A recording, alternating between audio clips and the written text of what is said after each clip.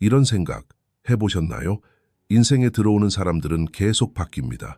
얼굴도 바뀌고 이름도 바뀌죠. 하지만 패턴은 항상 똑같습니다. 늘 같은 고통, 같은 실망, 버림받았다는 느낌을 경험합니다.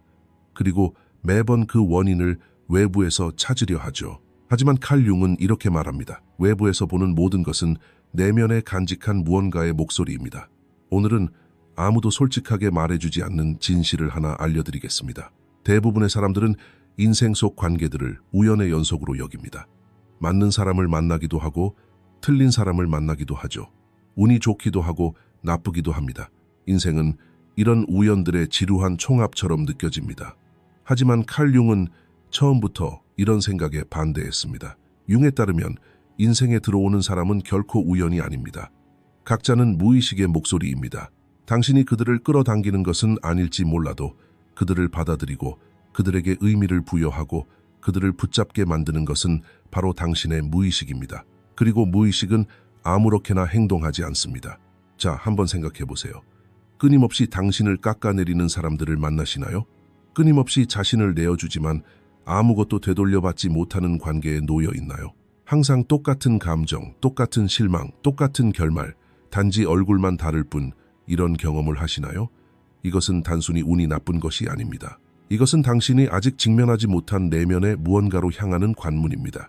융은 이를 투영이라고 부릅니다. 우리의 무의식은 우리가 보고 싶지 않거나 받아들일 수 없거나 거부하는 모든 것을 타인에게 투영합니다.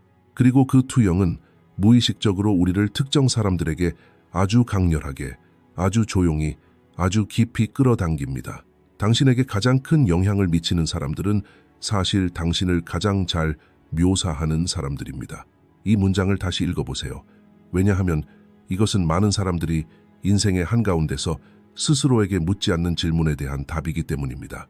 왜 그 사람은 나에게 그토록 큰 영향을 미칠까? 왜 이 상황은 나에게 그토록 깊은 상처를 남길까? 답은 외부에 있지 않습니다. 답은 단지 그 사람의 행동에 있는 것이 아닙니다. 답은 그 행동이 당신 내면의 어떤 부분을 건드리는지에 있습니다. 그리고 그곳, 그 예민하고 연약하며 억압된 곳은 오래전부터 상처 입은 곳입니다. 융은 인간의 심리를 연구하면서 이 사실을 깨달았습니다. 우리는 외부 세계를 있는 그대로 보지 않습니다. 우리는 내면 세계가 허락하는 만큼만 외부 세계를 봅니다. 누군가가 당신에게 차갑게 행동할 때 그것이 당신에게 엄청난 고통을 안겨준다면 그 고통은 단지 그 순간의 산물이 아닙니다. 그 고통은 훨씬 이전에 겪었던 냉담함, 거부, 무시당했던 고통의 메아리입니다. 외부 사건은 단지 방아쇠일 뿐입니다. 진정한 폭발은 내면에서 일어납니다. 그렇기 때문에 같은 사람들이 계속해서 당신의 삶에 나타나는 것입니다. 같은 인물이 다른 의상을 입고 무대에 다시 나타나는 것입니다. 당신의 무의식이 불완전한 것을 완성하려 하기 때문입니다. 아물지 않은 상처를 덮으려 하고 답을 찾지 못한 질문을 찾으려 합니다. 이것은 벌이 아니라 당신의 정신이 제공하는 반복적인 기회입니다. 하지만 매번 잘못된 사람이야 라고 말하며 그 기회를 거부한다면 이 악순환은 끊어지지 않을 것입니다. 악순환을 끊으려면 먼저 이것을 받아들여야 합니다. 외부 세계는 당신 내면의 거울입니다. 처음에는 이 생각이 불편하게 들릴 수도 있습니다. 심지어 불공평하게 느껴질 수도 있습니다. 그럼 제가 잘못한 건가요? 라고 물을지도 모릅니다. 아닙니다. 비난의 문제가 아닙니다. 책임의 문제입니다. 그리고 책임은 죄책감과는 완전히 다릅니다. 죄책감은 당신을 위축시키고 얼어붙게 하고 심판합니다. 반면에 책임감은 당신에게 무언가를 줍니다. 바로 선택할 권리입니다. 만약 외부의 모든 것이 당신과 무관한 운명이라면 당신은 아무것도 할 수 없습니다. 하지만 외부의 패턴이 당신 내면의 역동성과 부분적으로 연결되어 있다면 당신은 내면을 변화시킴으로써 외부를 변화시킬 수 있습니다. 이것이 융이 평생 동안 강조했던 것입니다. 변화는 외부에서 오는 것이 아닙니다. 변화는 언제나 내면에서 시작됩니다. 그리고 이 내면의 변화를 위한 첫걸음은 거울을 들여다볼 용기를 내는 것입니다. 깨지는 것은 거울이 아닙니다. 거울은 언제나 당신에게 진실을 보여줍니다. 깨지는 것은 그 진실을 감당할 자신감이 부족했던 당신 자신입니다. 하지만 이것 또한 바꿀 수 있습니다. 모든 것은 보는 것에서 시작됩니다. 그리고 보는 것은 생각만큼 어렵지 않습니다. 어려운 것은 보고 난 후에도 옛 습관에 집착하지 않는 것입니다. 인간의 마음은 익숙한 것을 좋아하기 때문입니다. 설령 그것이 고통스럽더라도 말입니다. 익숙한 것은 안전하고 예측 가능하며 적어도 무엇을 기대해야 할지 알 수 있습니다. 하지만 융은 익숙한 것과 옳은 것이 종종 다르다는 것을 일깨워줍니다. 끊임없이 당신을 깎아내리는 사람과 계속 함께 있는 것이 익숙하게 느껴질 수 있습니다. 오랫동안 그 느낌이 당신 안에 깊이 박혀 있기 때문입니다. 하지만 이 익숙한 느낌은 당신의 현실이 아닙니다. 그것은 단지 당신이 오랫동안 짊어져 온 짐일 뿐입니다. 오랫동안 짐을 짊어졌다고 해서 그 짐을 짊어질 자격이 있는 것은 아닙니다. 이제 스스로에게 물어보세요. 내 삶에 반복적으로 일관성이 없다는 느낌이 드는가? 나는 항상 같은 지점에서 무너지는가? 만약 대답이 예라면 외부나 내부에서 탓을 찾지 마세요. 이것만은 기억하세요. 당신의 잠재의식은 당신에게 무언가를 보여주려고 하는 것입니다. 그리고 당신이 그것을 깨닫게 되는 날, 당신과 당신 자신의 관계, 그리고 당신의 삶에 들어오는 사람들과의 관계는 영원히 바뀔 것입니다. 그렇다면 무의식은 왜 특정한 사람들을 선택하는 걸까요? 왜 모든 사람이 아닌 그 한 사람에게 끌리는 걸까요? 왜 수많은 사람 중에서 단 한 사람만이 당신에게 가장 깊은 영향을 미치는 걸까요? 이 질문에 대한 답은 생각보다 훨씬 더 오래전으로 거슬러 올라갑니다. 어린 시절을 떠올려 보세요. 그 시절을 생각하면 어떤 기분이 드나요? 대부분의 사람들은 이 질문에 직면하는 것을 피합니다. 답이 너무 무겁게 느껴지기 때문입니다. 하지만 융은 이렇게 말합니다. 과거에서 도망친다고 과거가 사라지는 것은 아닙니다. 단지 보이지 않게 될 뿐입니다. 그리고 보이지 않는 모든 것은 계속해서 당신을 지배합니다. 어린 시절, 당신은 사랑을 원했지만 비판받았습니다. 강해지고 싶었지만 무시당했습니다. 자신답게 살고 싶었지만 틀에 박힌 모습으로 만들어졌습니다. 감정을 표현하고 싶었지만 과장한다는 말을 들었습니다. 울고 싶었지만 약함으로 여겨졌습니다. 그리고 그 순간들, 세상을 이해하려 애쓰던 작고 연약한 순간들에 당신은 무언가를 했습니다. 우리 모두가 그렇듯 그 감정들을 숨기고 억눌렀습니다. 이건 내가 아니야. 당신은 그렇게 말하며 그 생각을 영혼의 가장 어둡고 접근하기 어려운 구석에 묻어버렸습니다. 융은 이것을 그림자라고 부릅니다. 그림자는 당신이 거부해온 당신의 일부입니다. 받아들일 수 없는 분노, 인지하지 못하는 두려움, 한 번도 입 밖으로 꺼내지 못한 욕구, 부끄러워 드러내지 못한 취약함, 자격이 없다고 생각해서 요구하지 못했던 사랑. 그림자는 어둡거나 나쁜 것들만 담고 있는 것은 아닙니다. 때로는 정반대로 당신의 가장 밝은 면모를 담고 있기도 합니다. 감히 드러내지 못했던 재능, 억눌린 창의력, 나는 그럴 자격이 없어 라고 외치며 밀어냈던 잠재력 말입니다. 그리고 이 그림자, 억압되고 거부되고 무시된 내면의 세계는 당신 무의식의 선택을 좌우합니다. 당신의 무의식은 당신의 그림자를 지닌 사람들에게 당신을 끌어당깁니다. 이러한 끌림은 논리로 설명할 수 없습니다. 당신의 마음은 왜 나는 그 사람과 함께하게 되었을까라는 질문에 답할 수 없습니다. 왜냐하면 이 선택을 한 것은 마음이 아니기 때문입니다. 이러한 선택을 한 것은 훨씬 더 깊고 훨씬 더 오래되고 훨씬 더 조용한 내면의 층이었습니다. 당신의 그림자를 비추는 사람들은 당신을 자극합니다. 당신이 보고 싶지 않은 것을 마주하게 하기 때문입니다. 그리고 그 자극, 즉 갑작스러운 분노, 깊은 슬픔, 설명할 수 없는 불편함은 사실 하나의 신호입니다. 여기 좀 봐라고 말하는 신호죠. 당신의 그림자를 인정해주는 사람들은 당신을 끌어당깁니다. 익숙하게 느껴지기 때문입니다. 비록 고통스러울지라도 익숙한 것은 언제나 안전하게 느껴집니다. 만약 어린 시절 사랑을 받지 못했고 사랑 없는 환경을 정상으로 인식했다면 나중에 애정을 표현하지 않는 사람, 주변에서 이상할이 많지 편안함을 느낄 수도 있습니다. 역설적이죠. 하지만 무의식은 역설을 통해 작동합니다. 융은 이를 이렇게 설명합니다. 무의식은 미완성된 이야기를 완성하고 싶어 합니다. 어린 시절 부모로부터 인정을 받지 못했다면 당신의 무의식은 당신을 인정해주지 않는 사람들을 반복적으로 끌어당길 것입니다. 왜 그럴까요? 이번에는 다른 결과를 기대하기 때문입니다. 이번에는 사랑받고 이해받고 인정받기를 기대하는 것이죠. 하지만 외부의 사람을 바꾸는 것으로 그 간극을 메울 수는 없습니다. 그 간극은 외부에 있는 것이 아닙니다. 그 간극은 내면에 있습니다. 내면의 상처를 외부의 사람으로 메우려 하면 언제나 똑같은 실망감만 남습니다. 그래서 악순환이 끊어지지 않는 것입니다. 얼굴은 바뀌어도 감정은 그대로인 이유도 바로 그것입니다. 사실 당신의 잠재의식은 당신을 벌주는 것이 아닙니다. 당신을 구하려 애쓰는 것입니다. 다만 잘못된 지도를 가지고 있을 뿐입니다. 그리고 그 지도를 바꾸는 유일한 방법은 먼저 그 지도의 존재를 인정하는 것입니다. 잠재의식이 왜 그 사람을 선택했는지 이해한다고 해서 당신이 약해지는 것은 아닙니다. 오히려 그 반대로 이러한 이해는 어쩌면 인생에서 처음으로 진정한 선택을 할 수 있는 문을 열어줍니다.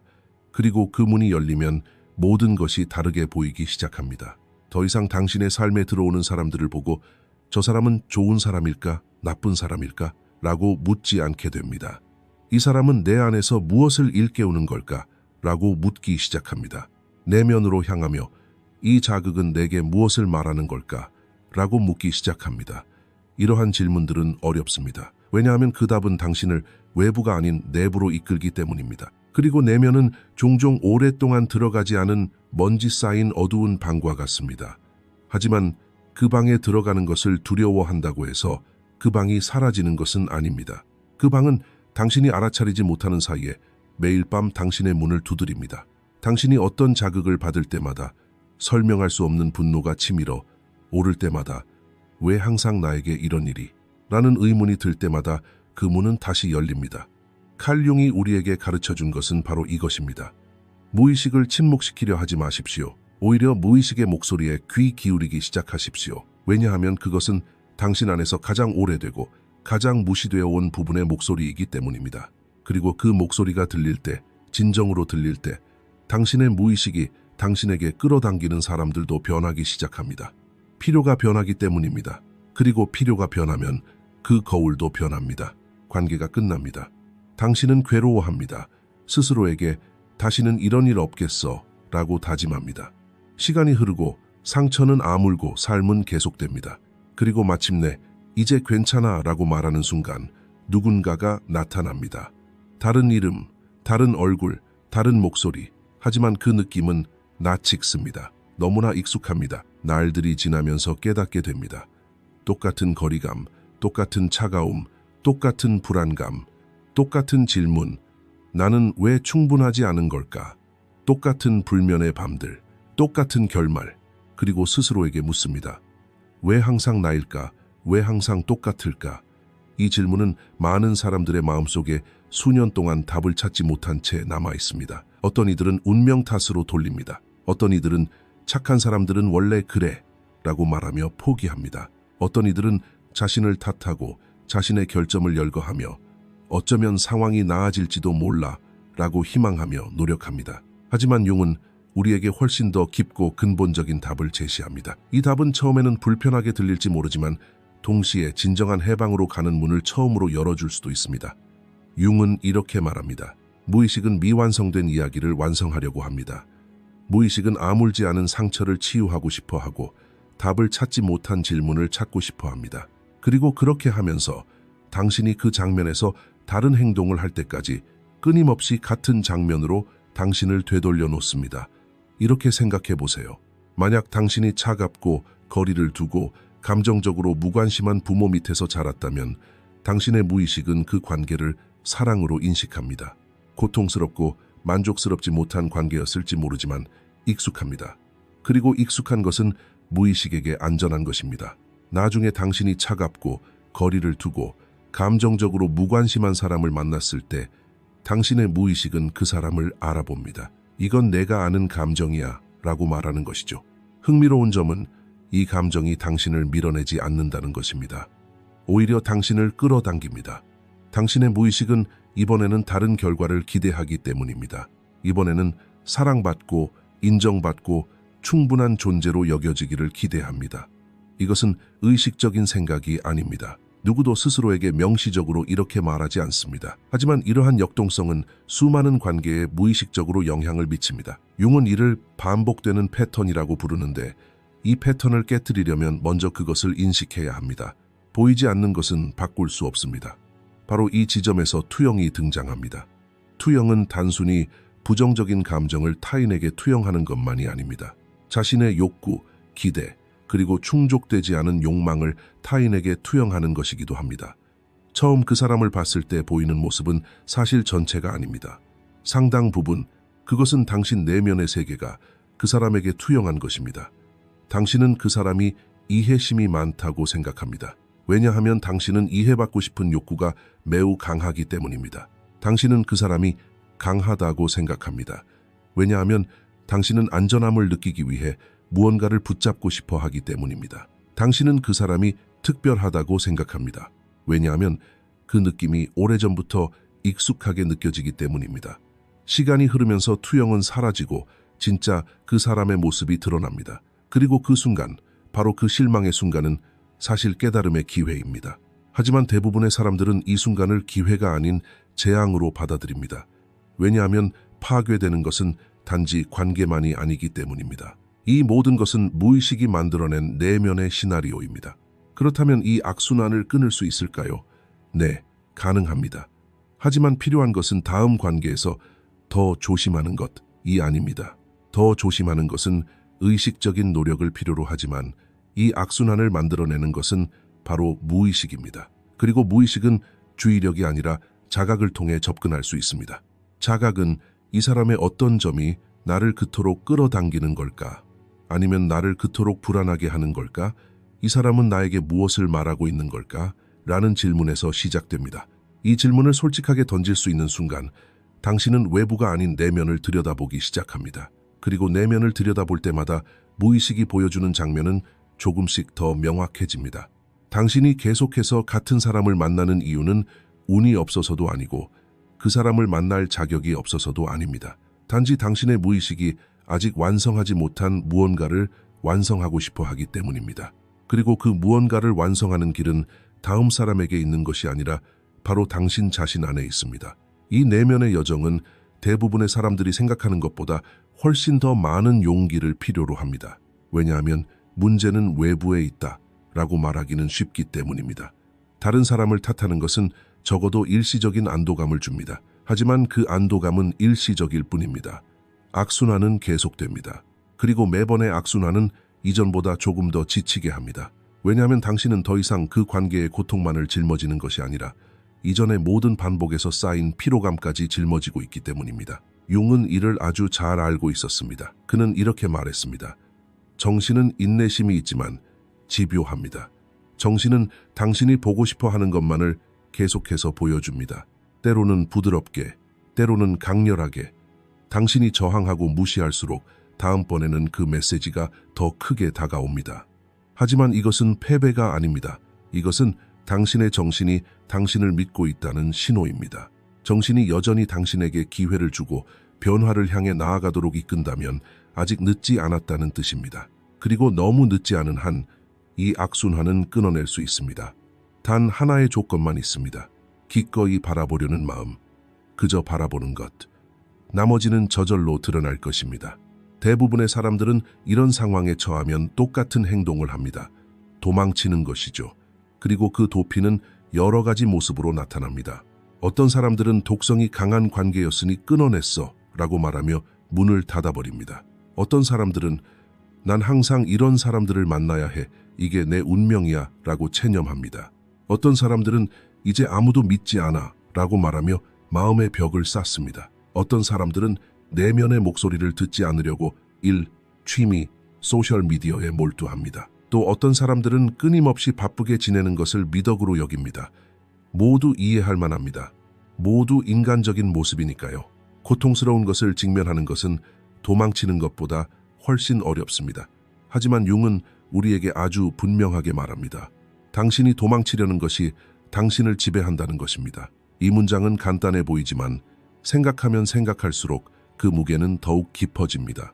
당신이 자신의 그림자로부터 멀어지려 할수록 그림자는 더욱 강해집니다. 당신이 보지 못하는 모든 것이 계속해서 당신을 지배하지만 이번에는 당신이 그것을 인지하지 못하는 것입니다. 무의식적으로 통제되는 삶은 아무리 성공적이고 풍요롭고 역동적으로 보일지라도 진정한 자유의 삶이 아닙니다. 그림자는 억압될수록 자라납니다. 마치 어둠 속에 심어진 씨앗의 뿌리처럼 눈에는 보이지 않지만 깊숙이 자라납니다. 그리고 어느 날 가장 예상치 못한 순간, 가장 예상치 못한 관계, 가장 예상치 못한 계기 속에서 그 뿌리가 드러나게 됩니다. 내가 통제력을 잃었어. 내가 나 자신이 아니었어. 이런 반응은 어디서 온 거지? 라고 생각할지도 모릅니다. 하지만 실제로 일어나는 일은 훨씬 간단합니다. 그림자가 마침내 모습을 드러낸 것입니다. 그리고 이 드러남은 파괴가 아니라 초대입니다. 여기서 매우 중요한 점을 말씀드리고 싶습니다. 그림자를 마주한다는 것은 그림자를 사랑해야 한다는 뜻이 아닙니다. 자신이 어둠이라는 사실을 받아들여야 한다는 뜻도 아닙니다. 그림자를 마주한다는 것은 그 감정이 존재한다는 것을 인정하는 것입니다. 그 욕구가 실제한다는 것을 깨닫는 것입니다. 상처가 여전히 남아있다는 사실을 부정하지 않는 것입니다. 융은 그림자를 빛으로 가져오는 것은 그림자를 파괴하는 것이 아니라 그림자와 하나가 되는 것이다 라고 말했습니다. 진정한 자아를 찾는 여정은 수용에서 시작됩니다. 그렇다면 그림자와 어떻게 마주해야 할까요? 첫 번째 단계는 그림자를 자극하는 순간들에 주의를 기울이는 것입니다. 누군가 당신을 지나치게 화나게 한다면 그 분노의 이면에는 무엇이 있을까요? 어떤 상황이 당신을 깊은 슬픔으로 가득 채운다면 그 슬픔은 당신에게 무엇을 말하고 있을까요? 누군가 당신을 불편하게 하지만 그 이유를 설명할 수 없다면 그 불편함은 어디에서 오는 것일까요? 이러한 질문들은 마치 그림자의 문을 두드리는 것과 같습니다. 그리고 각각의 질문은 당신을 그림자의 내면으로 한 걸음 더 나아가게 합니다. 두 번째 단계는 판단 없이 내면의 목소리에 귀 기울이는 것입니다. 대부분의 사람들은 내면의 감정을 알아차리면 즉시 말도 안 돼. 그렇게 사소한 일에 그렇게 느낄 리가 없어. 훌륭한 사람이라면 그렇게 행동하지 않을 거야. 와 같이 반응합니다. 이러한 판단과 함께 감정은 다시 억압되고 그림자 속으로 되돌아갑니다. 하지만 융은 우리에게 이렇게 말합니다. 어떤 감정도 우스꽝스럽지 않습니다. 모든 감정은 욕구의 목소리입니다. 그리고 그 욕구를 판단하는 대신 귀 기울일 수 있다면 그림자는 더 이상 적이 아니라 안내자가 됩니다. 세 번째 단계는 아마도 가장 어려울 것입니다. 바로 책임을 외부로 전가하는 것을 멈추는 것입니다. 이는 일어난 일이 당신의 잘못이라는 뜻이 아닙니다. 다만 이 반응이 내 안에 무언가를 건드렸다. 이 감정은 이미 내 안에 있었다. 이 상처는 이 사람을 만나기 훨씬 전에 이미 열려 있었다라는 의미입니다. 그리고 이러한 진실을 깨닫고 이것은 내 안의 문제다라고 말할 수 있는 순간이야말로 내면의 그림자와 맞서는 가장 강력한 순간입니다. 왜냐하면 그 순간 당신은 더 이상 외부의 사람이나 사건의 희생자가 아니기 때문입니다. 그 순간 당신은 자신의 내면 세계를 관찰하는 자가 됩니다. 관찰자가 되는 것은 반응하는 것과는 매우 다릅니다. 반응한다는 것은 그림자에 휘둘리는 것이고 관찰한다는 것은 그림자를 통제하기 시작할 때 가능해집니다. 진정한 힘은 억압에 있는 것이 아닙니다. 억압은 갑옷과 같습니다. 갑옷을 입고 숨쉬는 것은 진정한 삶이 아닙니다. 진정한 힘은 볼 수 있는 능력에 있습니다. 감정적 자극이 느껴지는 순간에 잠시 멈춰 설 수 있는 능력입니다. 왜 이것이 나에게 이렇게 큰 영향을 미칠까라고 질문할 수 있는 능력입니다. 그리고 그 질문에 대한 답을 판단하거나 방어하거나 도망치지 않고 바라볼 수 있는 능력입니다. 내면의 어둠과 마주하는 것은 결코 약함을 의미하지 않습니다. 오히려 그것은 인간이 할 수 있는 가장 용감한 행동일지도 모릅니다. 외부의 적과 싸우는 것은 쉽습니다. 하지만 손전등을 들고 내면의 어둠 속으로 걸어 들어가는 것, 그것이야말로 진정한 용기를 필요로 합니다.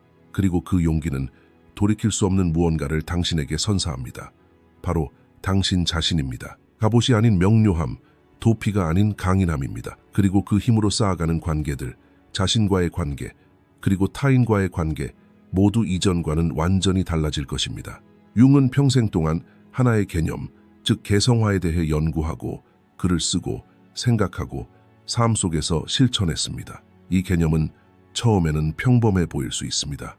개성화, 누구나 원하는 것이죠. 누구나 자기 자신이 되고 싶어하고 자유로워지고 싶어합니다. 하지만 융이 말하는 개성화는 우리가 일상생활에서 나 자신이 되는 것이라고 말할 때 의미하는 것보다 훨씬 더 깊고 근본적이며 도전적인 과정입니다.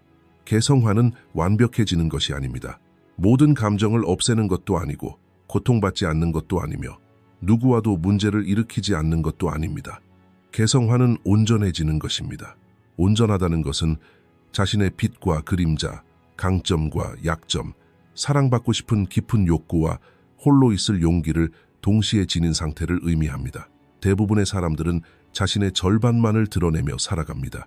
강해 보이기 위해 약점을 숨기고 사랑받고 싶은 욕구를 감추고 인정받기 위해 진정한 생각을 억누릅니다. 시간이 흐르면서 드러난 자아는 강해지고 숨겨진 자아는 약해져서 결국 자신이 누구인지 정확히 알 수 없게 됩니다. 융은 이를 페르소나라고 부릅니다. 페르소나는 우리가 사회에 보여주는 가면입니다. 여기에는 책임감 있는 사람이 있고 저기에는 쾌활한 사람이 있고 이 관계에서는 강한 사람이 있습니다. 페르소나는 나쁜 것이 아닙니다. 사회생활의 일부입니다. 하지만 페르소나가 진정한 자아를 가릴 때 사람은 가면 뒤에 숨어버립니다. 그리고 그 방황은 깊은 내면의 피로감으로 나타납니다. 이유 없는 공허감, 모든 것이 괜찮아 보이는데도 마음속에서 느껴지는 불만족, 무언가 부족하다는 느낌이지만 정확히 무엇인지 알 수 없는 느낌입니다. 이러한 느낌은 개성화를 향한 부름입니다. 당신의 정신이 이제 가면을 벗어라 라고 말하는 것입니다. 그리고 이러한 부름은 종종 위기를 통해 찾아옵니다. 관계의 끝, 실직, 질병, 상실 등입니다. 융은 이것이 우연이 아니라고 말합니다. 위기는 개성화 과정에서 강제로 열리는 문과 같습니다. 이전에는 자발적으로 열지 않았던 문들이 삶에 의해 강제로 열리는 것이죠. 그리고 그 문턱에는 두 가지 선택지가 있습니다. 뒤돌아가는 것, 즉 예전 가면을 다시 쓰고 옛 패턴에 안주하며 어차피 이건 내가 아니었어 라고 말하고 넘어가는 것입니다. 아니면 안으로 들어가는 것입니다. 개성화란 내면으로 향하는 것을 선택하는 것입니다. 하지만 이 과정은 어떻게 진행될까요? 융은 개성화가 몇 단계를 거친다고 말합니다. 첫 번째 단계는 페르소나를 인식하는 것입니다. 나는 진정으로 나 자신으로 살고 있는가? 아니면 타인이 나에게 기대하는 모습으로 살고 있는가? 라는 질문을 스스로에게 던질 수 있게 되는 것이죠. 이 질문은 간단해 보이지만 답은 종종 충격적입니다. 많은 사람들이 이 질문을 던지고 나면 수년간 살아온 삶의 상당 부분이 진정한 욕망이 아니라 외부의 기대에 의해 좌우되었다는 사실을 깨닫게 되기 때문입니다. 두 번째 단계는 그림자와 마주하는 것입니다. 이는 앞부분에서 이미 다룬 내용입니다. 하지만 개성화 과정에서 그림자는 단순히 드러나는 것을 넘어 통합됩니다. 즉 거부되고 억압되고 수치스러웠던 부분들은 더 이상 적으로 여겨지지 않습니다. 그것들 또한 당신의 일부입니다. 그림자를 받아들인다는 것은 그림자에 굴복하는 것이 아니라 그림자를 인식하고 그림자와 대화하며 그림자의 에너지를 파괴적인 방향이 아닌 건설적인 방향으로 활용하는 것입니다. 예를 들어 억압된 분노는 경계를 설정하는 용기로, 억압된 슬픔은 깊은 공감 능력으로, 억압된 창의성은 삶을 변화시키는 힘으로 변모할 수 있습니다. 통합된 그림자는 적이 아닌 아군이 됩니다. 세 번째 단계는 가장 심오한 단계로 진정한 자아에 도달하는 것입니다. 융은 이를 자아라고 부릅니다. 자아는 페르소나도 아니고 그림자도 아닙니다. 자아는 전체의 중심입니다. 빛과 어둠, 강인함과 연약함, 의식과 무의식을 모두 아우르는 깊고 변치 않는 진정한 중심입니다. 개성화는 바로 그 중심을 향한 여정입니다. 이 여정은 결코 끝나지 않으며 완성되지도 않습니다. 하지만 한 걸음 한 걸음 내디딜 때마다 당신은 자신에게 조금씩 더 가까워집니다. 이제 여러분께 묻고 싶습니다. 이 여정에서 가장 큰 장애물은 무엇일까요? 대부분의 사람들은 시간이 없어요. 또는 어떻게 시작해야 할지 모르겠어요. 라고 말합니다. 하지만 진짜 장애물은 종종 이것입니다. 바로 익숙한 것을 놓는 것에 대한 두려움입니다. 가면은 익숙합니다. 패턴도 익숙합니다. 이게 바로 나야 라고 말하는 것도 익숙합니다. 그리고 익숙한 것은 공허할지라도 안전하게 느껴집니다. 개성화는 그 공허한 안전함을 버리고 현실적이지만 불확실한 길로 나아가는 것입니다. 그리고 이 단계는 사람마다 다르게 나타납니다. 어떤 사람에게는 수년간 유지해온 관계에 대해 솔직하게 의문을 품는 것일 수 있습니다. 어떤 사람에게는 전에 해보지 않았던 일을 시도하는 것일 수 있습니다. 또 어떤 사람에게는 그저 조용히 앉아 스스로에게 내가 정말로 느끼는 것은 무엇일까? 라고 묻는 것일 수 있습니다. 사소해 보일지 모르지만 이러한 작은 질문들이 시간이 흐르면서 인생 전체를 바꿔놓습니다. 그리고 그때 비로소 당신의 삶에 들어오는 사람들과의 관계가 근본적으로 변화하기 시작합니다. 더 이상 무의식적인 욕구를 충족시키기 위해 사람들을 끌어당기지 않게 됩니다. 당신은 그들을 더 이상 상호 보완적인 존재가 아니라 독립적인 존재로 보기 시작합니다. 더 이상 그들이 당신을 발전시켜 줄 것이라고 기대하지 않습니다. 왜냐하면 당신 스스로 자아를 구축해 나가고 있기 때문입니다. 인생에 들어오는 사람들을 통제할 수는 없습니다. 예전에도 그랬고 솔직히 말해서 앞으로도 그럴 수 없을 겁니다. 사람들은 오고 가고 행동하고 반응하고 상처 주고 떠나고 실망시킵니다. 막을 수는 없지만 내면은 바꿀 수 있습니다. 내면이 변하면 외면도 변합니다. 이건 허황된 말이 아닙니다. 삶의 가장 근본적이면서도 가장 이해하기 어려운 진실 중 하나입니다. 생각해 보세요. 똑같은 사건이 두 사람에게 각기 다른 영향을 미칩니다. 어떤 사람은 비판을 들으면 완전히 무너집니다. 다른 사람은 같은 비판을 곱씹어 자신에게 도움이 되는 부분만 취하고 나머지는 버립니다. 차이점은 어디에 있을까요? 외부가 아닙니다. 내면입니다. 사건 자체가 아니라 그 사건이 내면에 부딪히는 지점에 차이가 있습니다. 그리고 그 지점, 즉 내면의 세계는 변화될 수 있는 곳입니다. 어떻게 변화가 일어날까요? 융은 아주 명확한 로드맵을 제시합니다. 첫째, 봅니다. 둘째, 받아들입니다. 셋째, 통합합니다. 그리고 마지막으로 선택합니다. 이 네 단계는 쉬워 보이지만 각 단계마다 진정한 노력과 인내가 필요합니다. 무엇보다 중요한 것은 진정한 정직함입니다. 자신에게 정직하다는 것은 어쩌면 가장 드문 용기일지도 모릅니다. 자신을 실제보다 더 나은 사람으로 보는 것은 쉽습니다. 마찬가지로 자신을 실제보다 더 못한 사람으로 보는 것도 쉽습니다.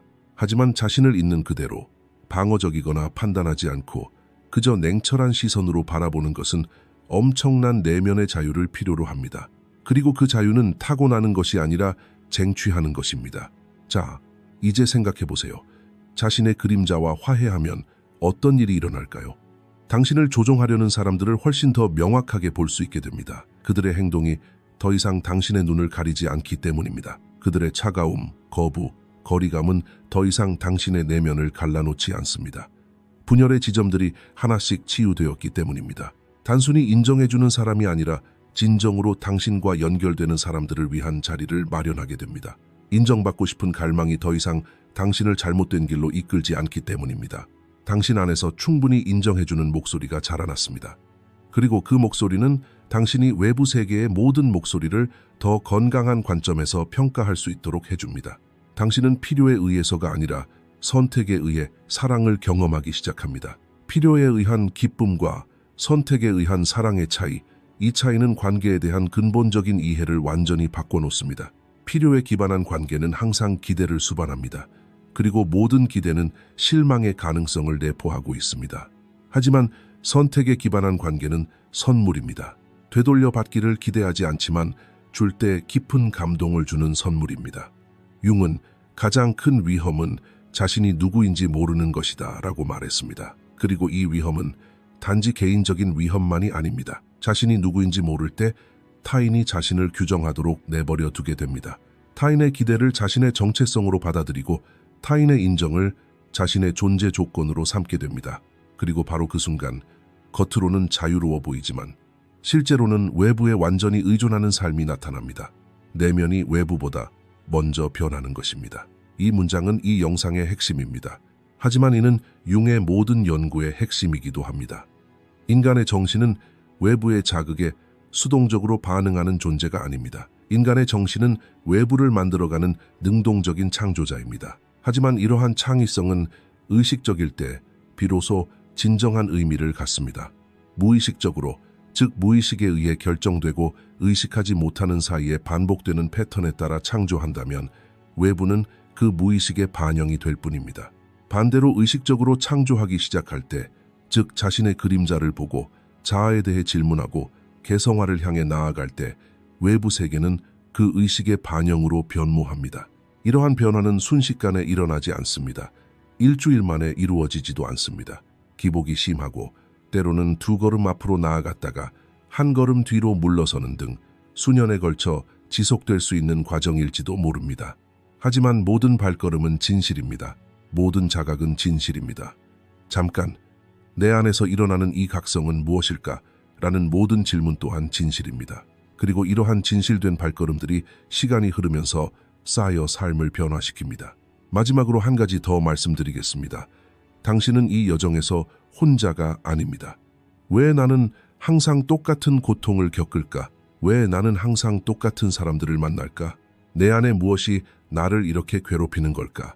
와 같은 질문을 던지는 모든 사람은 사실 개성화의 길 문턱에 서 있는 것입니다.